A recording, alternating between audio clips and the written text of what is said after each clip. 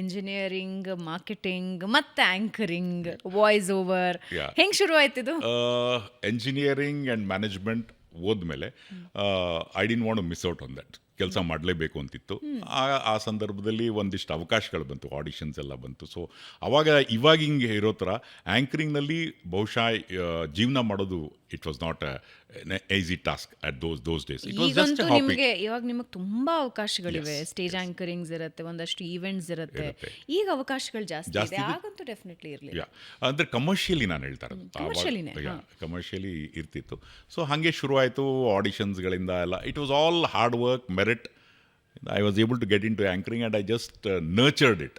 Nurture ಮಾಡಿರೋದ್ರಿಂದ ಅದು ಬೆಳೀತು. So yeah, ಅಂದ್ರೆ ನಿಮಗೆ ಆಂಕರಿಂಗ್ ಮಾಡಬೇಕು ಅಂತಾನೆ ಇತ್ತಾ?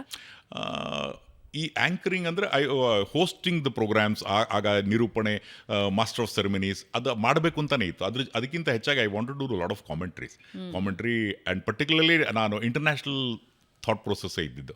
I want to do it in English. ನಮ್ಮ ಕನ್ನಡ ಮರೀದೆ ಅಂತಾರಾಷ್ಟ್ರೀಯ ಮಟ್ಟದಲ್ಲಿ, ಬಿಕಾಸ್ ನಮ್ಮ ರಾಜ್ಯದಿಂದ I want to do something. ಆ ಕಾಲದಲ್ಲಿ ಯಾರೂ ಅಷ್ಟು ಹಂತಕ್ಕೆ ಹೋಗಿರಲಿಲ್ಲ. ಸೊ ಅದು ಮಾಡಬೇಕಿತ್ತು. I diversified into commentary, voice overs ಎಲ್ಲ ಇಟ್ ಜಸ್ಟ್ ಹ್ಯಾಪನ್. ದೂರದರ್ಶನಿಂದ I got a branding.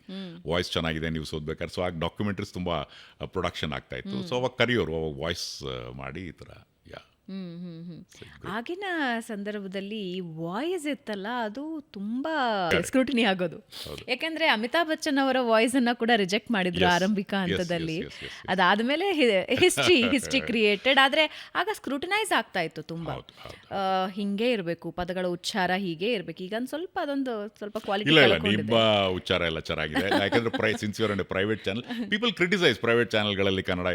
I don't think so. ಎಲ್ಲ it is not 100% true, but to a certain extent ಇವಾಗಿನ ಬರ್ತಕ್ಕಂಥ, ಸಾರಿ ಫಾರ್ ಇಂಟರ್ಫಿಯರಿಂಗ್, ಯಾಕೆಂದರೆ ದೂರದರ್ಶನಲ್ಲಿ ಇವತ್ತಿಗೂ I am not trying to be biased something like ಆ ಉಚ್ಚಾರಣೆಗೆ ಇದಿದೆ.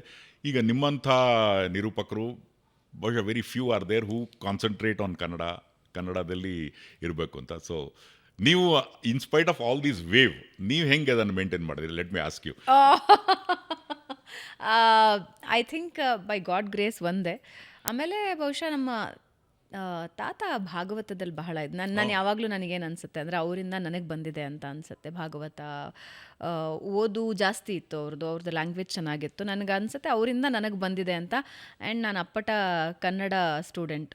ನಂದು ಡಿಗ್ರಿ ಆಗಿದ್ದು ಕನ್ನಡದಲ್ಲೇ. ಹಾಗಾಗಿ ಕನ್ನಡದ ಟಚ್ ಎಲ್ಲೂ ಬಿಟ್ಟು ಹೋಗಿಲ್ಲ. ಮನೆಯಲ್ಲೂ ಕನ್ನಡ, ಎಲ್ಲ ಕಡೆ ಕನ್ನಡ. ಹಾಗಾಗಿ ನನಗೆ ಕನ್ನಡದಿಂದ ವಿಮುಖ ಆಗುವಂತಹ ಸಂದರ್ಭ ಯಾವುದು ಬಂದಿಲ್ಲ ಅಂತ ಅನಿಸುತ್ತೆ. ಓಕೆ, ಯಾತಕ್ಕಿತ್ತು ಕೇಳಿದೆ ಅಂದರೆ, ಇವತ್ತು ಕನ್ನಡ ಮತ್ತು ಇಂಗ್ಲೀಷ್ ಎರಡು ಮಿಕ್ಸ್ ಆಗಿ ಕಂಗ್ಲೀಷ್ ಆಗಿಬಿಟ್ಟಿದೆ ಎಲ್ಲ ಕಡೆ.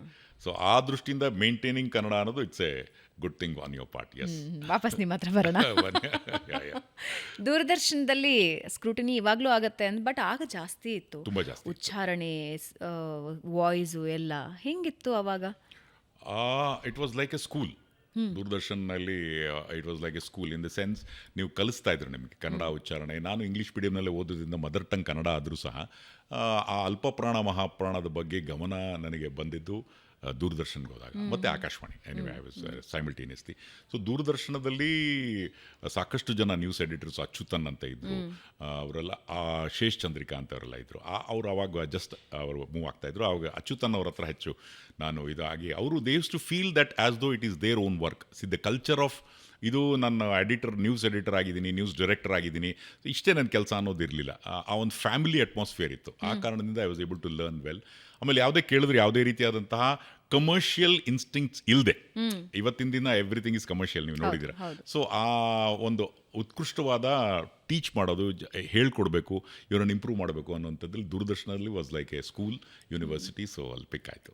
ನಾನು ಇತ್ತೀಚೆಗಿನ ಒಂದು ಎಕ್ಸ್ಪೀರಿಯನ್ಸನ್ನು ನಿಮಗೆ ತಿಳಿಸ್ಬೇಕು. ನಾನೊಂದು ಕಾರ್ಯಕ್ರಮಕ್ಕೆ ಹೋಗಿದ್ದೆ. ದೂರದರ್ಶನದಿಂದ ಒಬ್ಬರು ಬಂದಿದ್ದರು. ಅವ್ರು ಹೇಳಿದ್ರು, ನೀನು ಎಲ್ಲ ಚೆನ್ನಾಗಿ ಹೇಳ್ತೀಯಮ್ಮ, ಈ ನಮಸ್ಕಾರ ಅನ್ನೋದ್ರಲ್ಲಿ ಮಾನ ಸ್ವಲ್ಪ ನುಂಗ್ತೀಯ ಅಂತಂತಿದ್ರು. ಅಂದರೆ ಅಷ್ಟು ಪರಿಣಿತರಿದ್ದಾರೆ ಅನ್ನೋದಕ್ಕೆ ನಾನು ಹೇಳ್ತಾ ಇದ್ದೀನಿ. ದೂರದರ್ಶನದಿಂದ ದೂರದರ್ಶನದಿಂದ ಬಂದ ಒಬ್ಬರು ನನಗೆ ಹೇಳಿದ್ದು.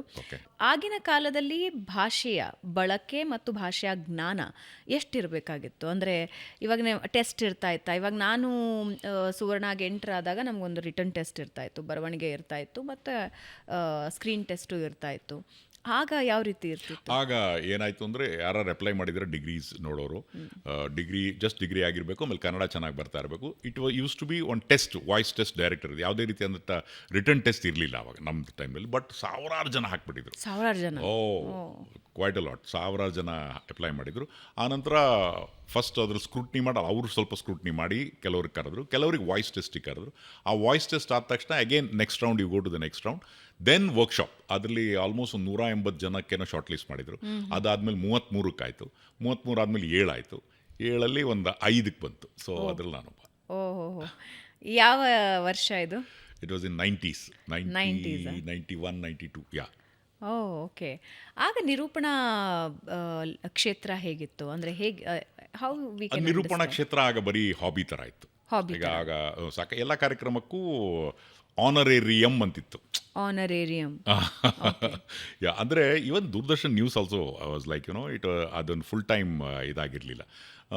ಸೊ ದುಡ್ಡಿಗಾಗಿ ಅಷ್ಟು ಪ್ರಾಧಾನ್ಯತೆ ಇರಲಿಲ್ಲ. ನಿರೂಪಣಾ ಕ್ಷೇತ್ರನೂ ಅದೇ ಥರ ಕರೆಯೋರು ಯಾರೋ, ಅಲ್ಲಿ ಇನ್ಹೌಸೇ ಜಾಸ್ತಿ ನಡೀತಾ ಇತ್ತು ಅವಾಗ ಬೆಳೆಯುವಂಥ ಸಂದರ್ಭ. ಈ ದೂರದರ್ಶನ ಆಗ್ತಾನೆ ಎವಾಲ್ವ್ ಆಗ್ತಾಯಿತ್ತು, ಮಿಡ್ 90s ಎವಾಲ್ವ್ ಆಯಿತು. ಸೊ ಪ್ರಾಬ್ಲಿ 95, 96, 30 years ಬ್ಯಾಕಿಂದ ಇಟ್ ಟುಕ್ ಆಫ್. ಆ ದೂರದರ್ಶನಲ್ಲಿ ಮಾಡೋರನ್ನ ಎಲ್ಲ ಕಾರ್ಯಕ್ರಮಗಳಿಗೆ ಕರೆಯೋದು, ಇದು ಮಾಡೋದು, ಆ ಥರ ಶುರುವಾಯಿತು.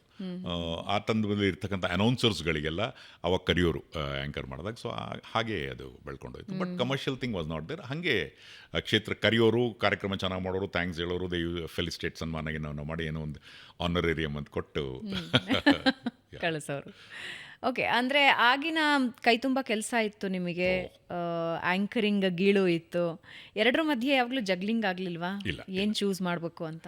ಇಲ್ಲ, I was very clear on that. And ನಾನು ಯಾವುದೇ ಹೇಳಿದ್ರು ನಮ್ಮ ಆರ್ಗನೈಸೇಷನ್ಗೆ ಹೇಳಿ ಮಾಡ್ತಾ ಇದ್ದೆ. See that's very important. ಆಮೇಲೆ ಇನ್ನೊಂದು ಏನಾಗ್ತಾ ಇತ್ತು ಅಂದರೆ, ಕಂಪನಿಗೆ ಅದೊಂದು ರೀತಿ ಅವ್ರಿಗೂ ಅಡ್ವಾಂಟೇಜ್ ಆಗ್ತಾಯಿತ್ತು. ಈಗ ನಾನು ಯಾವುದೋ ಮಾರ್ಕೆಟಿಂಗ್ ಫೀಲ್ಡಲ್ಲಿ ಇರೋದ್ರಿಂದ, suppose you are a client ಅಂತ ಇಟ್ಕೊಳ್ಳೋಣ, ನಾನು ನಿಮ್ಮ ಜಾಗಕ್ಕೆ ಬರ್ತೀನಿ. I was selling steel, cold rolled steel strips ಅಂತ. ಸೊ ಆ ಸ್ಟೀಲನ್ನು ಇದು ಮಾಡೋಕ್ಕೆ ಬಂದಾಗ they use to straight away recognise. ಯಾರನ್ನಾರ ಮೀಟ್ ಮಾಡಿ ದ ಇಂಟ್ರಡಕ್ಷನ್ ಪಾರ್ಟ್ ನಮ್ಮ ಕಂಪ್ನಿಗೆ ಅನ್ನೋದಕ್ಕಿಂತ ಇಂಡಿವಿಜುವಲ್ ಇಂಟ್ರಡಕ್ಷನ್ ಮುಗಿದೋಗ್ಬಿಡು. ಸೊ 20% ಕೆಲಸ ಅಲ್ಲಿ ಆಗೋಗಿರುತ್ತೆ. So that way without effecting your work, if you are able to manage this ಮಾಡಿ ಅಂತ ಹೇಳೋರು. ಸೊ ಆ ಥರ ಏನು ತೊಂದರೆ ಆಗಲಿಲ್ಲ.